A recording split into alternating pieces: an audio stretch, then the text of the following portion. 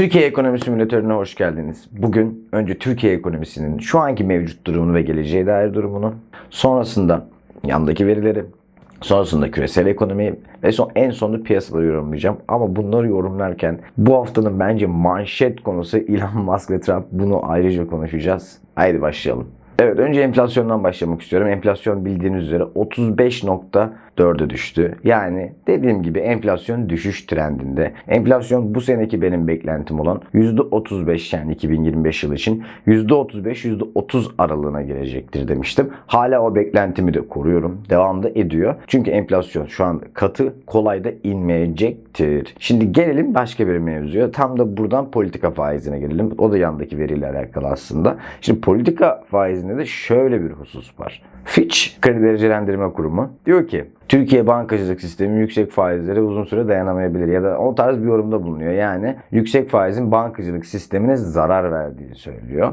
Şimdi doğru mu? Evet, doğru. Şimdi peki aracı kurumlar ne diyor? Yani enflasyon düşerken, rezervler de artmaya başlıyorken ben hep söylüyordum, bizim Türkiye'nin sorunu şu anda enflasyonu düşürmek değil. Biz zaten enflasyonu düşürme patikasındayız. Herhangi bir şok, herhangi bir şeyde hemen Merkez Bankası ani ve acil müdahalelerle zaten piyasaya etki ediyor. Ama buradaki asıl mesele ise bizim rezerv yeterliliğimiz. Rezervler de şimdilik iyi yeterliliğe geldi. Peki aracı kurumlar ne diyor faiz için? Bakalım. Bank of America Haziran'da pas geçeceğini, o kadar da Haziran indirmenin kolay olmadığını, Temmuz'da 200 bas puan indireceğini söylüyor. Gıda enflasyonunun bu noktada ön planda olduğunu söylüyor.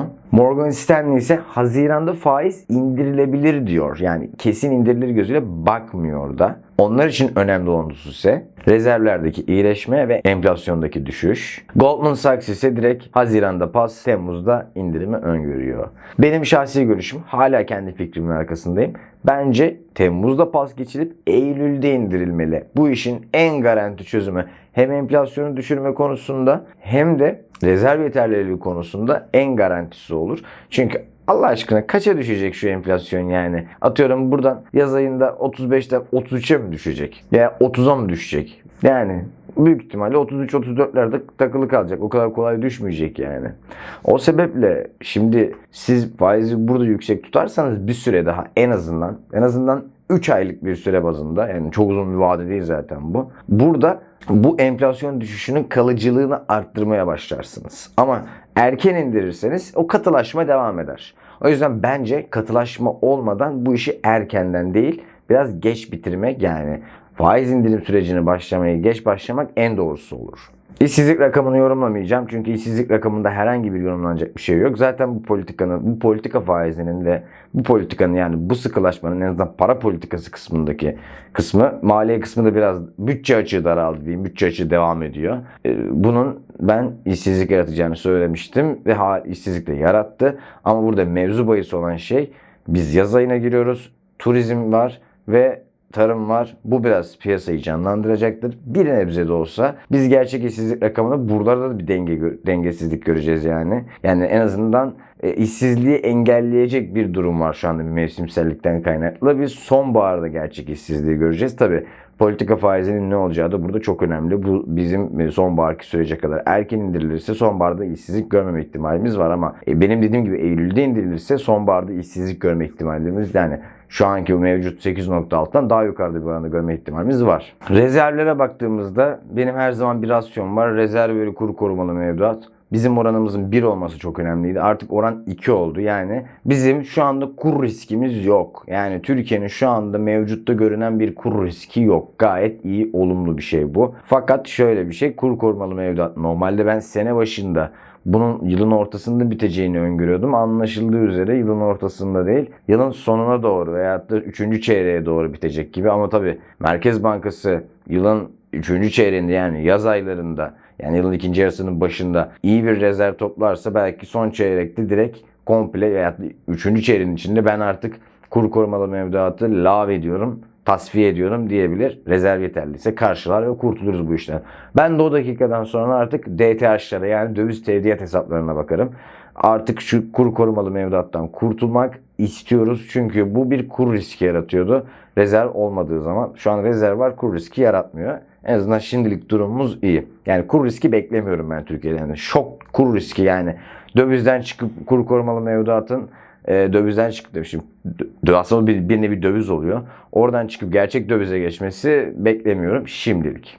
Yani iyiyiz duruma. Geçsek bile kur riski yok en azından. Evet, Türkiye ekonominin durumu böyle. Yani beklediğim üzere tekrar özetlemek gerekirse biz yıl sonuna doğru bir böyle daralmanın böyle bittiği veyahut da birazcık bunun hissedildiği bir dönem yaşayacağız. Enflasyonun daha düşük olduğu bir dönem yaşayacağız. Temennim bunun sürdürülebilir olması. Çünkü gelecek seneki enflasyon beklentimde %20 ile 25 arası.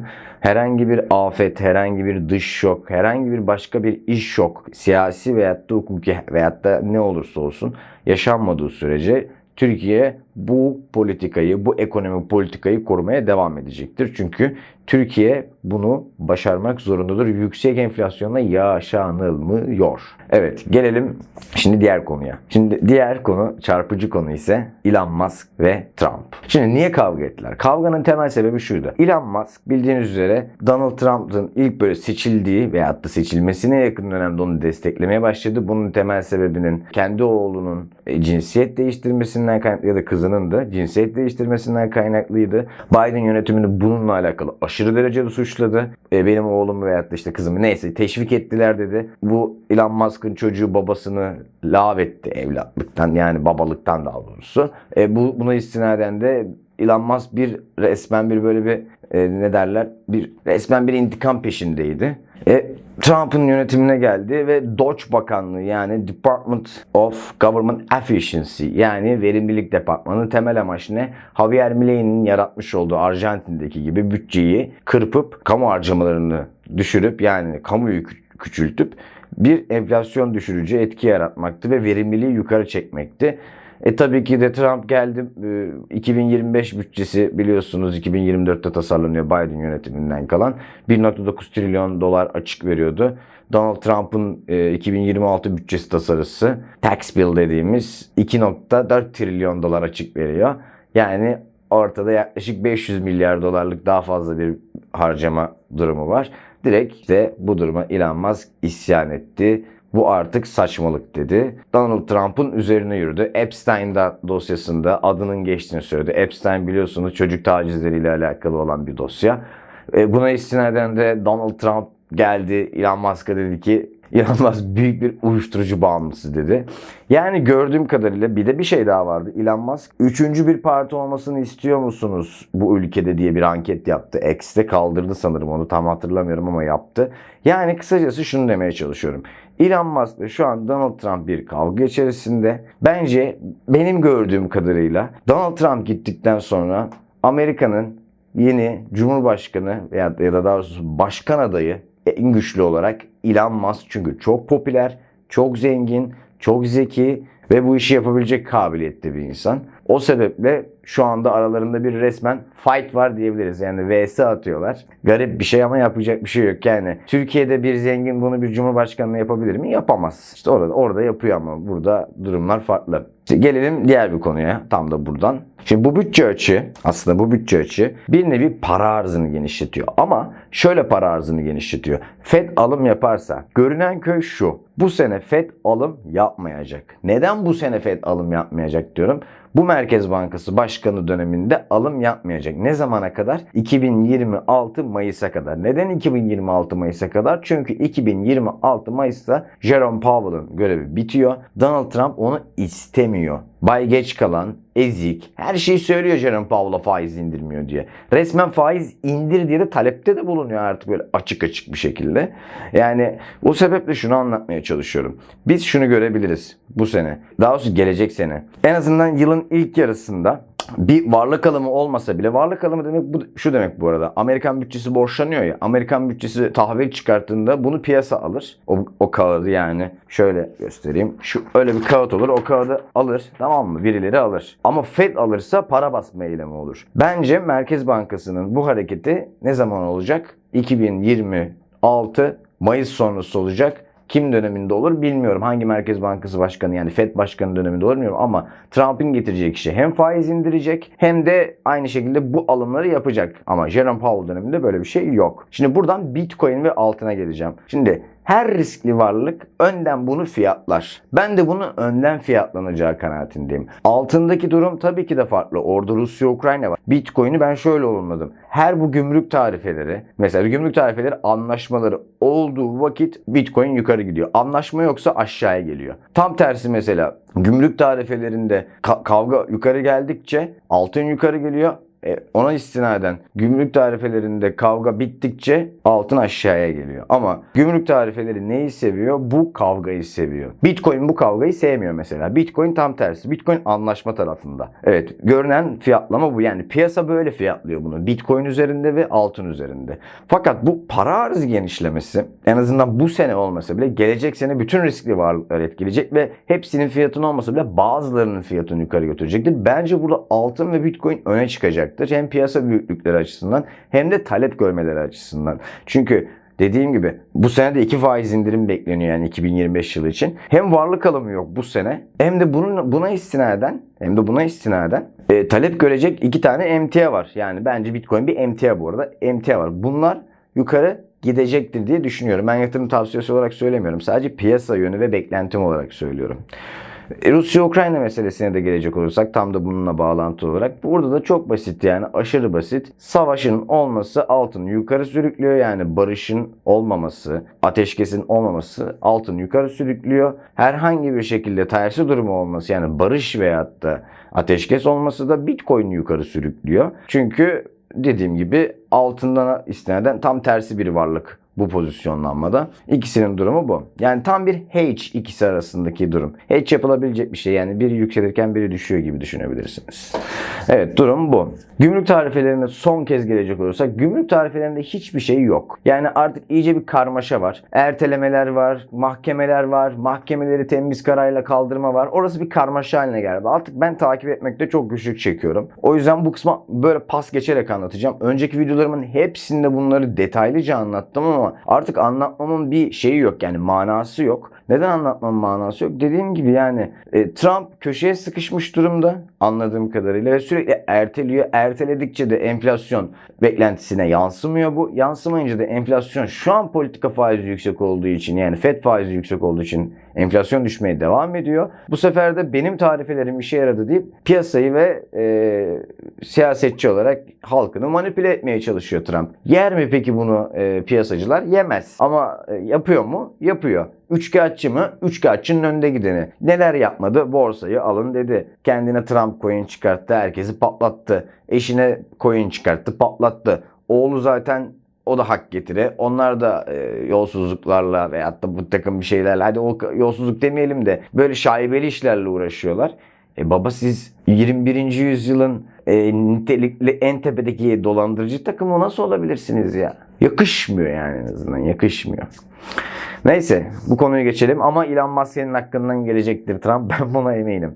Çünkü o senden daha bilgili. Sen nasıl paranla hava atıyorsun o parasıyla hava bile atmıyor. Çünkü onun için para hava atılacak bir araç bile değil. Yani ben bu tarafta aslında bu konuda Elon Musk'çıyım, Trump'çı değilim. Trump'ı ne kadar sevsem de Trump burada birazcık haksızlık yaptı. Çünkü Elon Musk'ı almaması gerekiyordu, sözünde durması gerekiyordu. Zaten dolandırıcı olduğunu biliyorduk. Gittin Elon Musk'la dolandırdın yani. Evet piyasa yorumuna gelelim. Borsadan başlayayım. Borsa 240-235 dolarlarda falandı. Birazcık yukarı yönlü bir hareket geldi. Şimdi benim burada asıl dikkat ettiğim şey hep şudur. Kur korumalı mevduatın bitiyor olması, rezervlerin daha çok bunu karşılayacak seviyeye geliyor olması yabancıyı daha çok iştahlandırıyor. Çünkü yabancı buraya gelip ve burayı yukarı sürebilir kur riski olmadan artık. O sebeple borsa için hala olumsuzum. Yani şöyle olumsuzum. Gelecek için olumluyum. Geçmiş yani şu an için geçmiş diyeyim demeyeyim de şu an için olumsuzum. Ucuz mu? Bence çok ucuz. Ben zaten aldım. Beklemedeyim. Yani 237-235 dolarlardan yani Borsa İstanbul 100 için konuşuyorum. Zaten benim endeks beklentim 400 dolar olması. O anki kur ne olursa artık 50 olursa 20.000 borsa. O da gelecek sene olur. Muhtemelen bilmiyorum tabii ki de. Benim beklentim dediğim gibi bu yönde.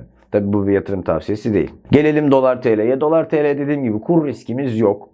Kur korumalı mevduat bitiyor. Rezervleri toplamaya devam ediyoruz. Rezervler toplandıkça yukarı yönlü bir dediğim gibi güçlü TL politikası var. Güçlü TL politikası olduğu için yukarı yönlü atakları engelliyoruz sürekli. O sebeple benim yıl sonu beklentim enflasyondan daha düşük olacağını düşündüğüm bir dolar TL değer kaybı olacak, daha doğrusu TL'nin değer kaybı olacak. O da TL'yi güçlendiriyor zaten enflasyondan düşük olursa. %30-%35 arası bir enflasyon gelirse takribi de ondan daha düşük bir dolar TL'nin yukarı gitmesi demek. 40-45 arası bir yıl sonu beklentim var. Onun da ortalaması 43 diyorum. Tabii bu da bir yatırım tavsiyesi değil. Gelelim altına. Altında dediğim gibi Rusya-Ukrayna karışık. Barış çıkar mı? Çıkmasını bekliyorum. Umarım çıkar. Çünkü gidişat birazcık böyle Rusya tarafından barış yönlü, Ukrayna birazcık alevi böyle körüklüyor gibi görüyorum ben. Hani bir ateş var ama o ateşi biraz daha körüklüyor gibi. Özellikle şu drone saldırısı mesela. Onun harici gelelim şey konusuna, İran konusuna. İran kesinlikle pek geri adım atmıyor. O kötü mesela İsrail aralarındaki durum. İsrail peki saldırır mı? Umarım saldırmaz. O da böyle tuhaf bir durum. Onun harici bu zaten gümrük tarifeleri karma karışık oldu. Bir belirsizlik hakim. Bu belirsizlikten dolayı altın düşemiyor. Bu belirsizliklerin bittiği andan itibaren altında ben düşüş bekliyorum. Yatırım tavsiyesi olarak söylemiyorum. O saatten sonra yani şu makro konjonktürdeki sis ve bulut kalksın, o zaman ben altın alabilirim. Ama şu an almayacağım. Benim için şu anda fiyat pahalı. Verdiğim fiyat seviyelerini daha önceki videolarda da vermiştim. Hala aynı fiyat seviyelerini söylüyorum. O fiyat seviyelerinin aralıklarına geldiğinde alım yapabilirim. İkisine geldi zaten. İkisine geldi, onu söylemiştim. O tahminlerimiz tuttu. Bir tanesine gelmedi. Yani o kadar aşağı gelmedi. Ama dediğim gibi mesele o değil. Mesele buradaki makroekonomik. Gelelim Bitcoin'e son olarak. Bitcoin'de benim beklediğim bazı seviyeler var. Şu an biz bir düzeltme içerisindeyiz. Bu düzeltme bittikten sonra ben yukarı yönlü hareket bekliyorum artık. Ve artık short yönlü pozisyonumu da kapatacağım. Yaklaşık 5-10 günden beri short yönlü elimde bir pozisyon var. Hatta belki daha uzun süreden beri. Sonra bir long yönlü pozisyonlanmaya başlayacağım. Nerede bitecek? Seviyelerini söyleyeyim hemen size. 101, 98 ve 93. Yani kaba taslak söylüyorum. 101, 98 ve 93. Bu aralıklarda bitecek. Bir 101'e geldik Cuma günü. Bu hafta içinki hareketi bekleyeceğim. Bu hafta içinki harekette eğer 98'i veya da 93'leri görme ihtimallerimiz olacak bir makroekonomik konjonktür gerçekleşirse, o zaman tabii ki de ne yapacağım? Ona göre aşağı yönlü tutmaya devam edeceğim. Zaten şu anda iz süren stopla karımın yaklaşık %60'ını şu an cebimde. Ama benim için mesele o değil. Benim için daha aşağı gideceksiniz. Biraz daha fazla para kazanmak. Ama artık bir dibi de görüp, yani o dip dediğim düzeltmenin bittiğini görüp ondan sonra yukarı yönlü bir hareket görmek istiyorum. Evet, o göreceğimiz harekette de yine Bitcoin konuşacağız burada. Kemal demişti dersiniz. Bu arada yatırım tavsiyesi olarak değil ama bitmedi henüz. Yani düzeltme bitmedi. Onu söyleyebilirim. Evet, yatırım tavsiyesi değil dedim bu Bitcoin'le de alakalı. Beni izlediğiniz için çok teşekkür ederim. Bu tarz videoların gelmesini istiyorsanız lütfen beğenin, abone olun ve yorum yapın. Hatta zili de açın. Yorumda yazmayı unutmayın çünkü yorum yazmıyorsunuz ve bir şey konuşmuyoruz. Ben çok konuşmak istiyorum sizinle bu konuları. Evet, kapanışı yapalım. Unutmayın, ekonomi yalnızca rakamlardan ibaret değildir. Aynı zamanda sizin hayatınız.